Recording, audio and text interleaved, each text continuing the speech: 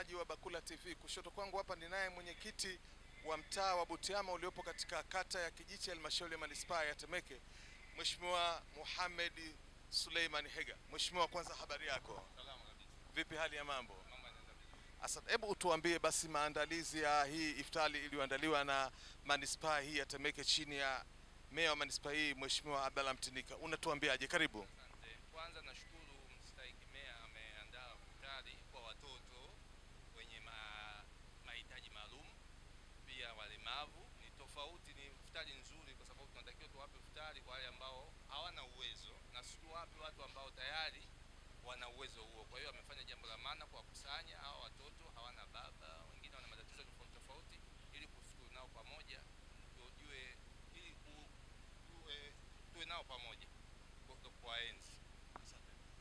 Manispaa Temeke imekuwa na utamaduni wa kuandaa futari kama hii kila mwaka, lakini mwaka huu ni tofauti na miaka minginewe.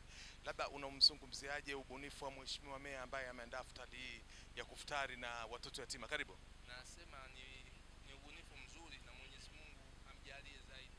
Manake ameandaa futari ambayo nasema ni tofauti, kwa maana amewakusudia wale hasa wenye mahitaji hayo, yaani watoto wenye ulemavu, watoto wenye mahitaji maalum na watu kama hao, kuna mayatima. Kwa hiyo ni jambo zuri kabisa na tofauti na futari nyingine ambazo wanapewa watu ambao tayari wana uwezo wa kupata hizo futari.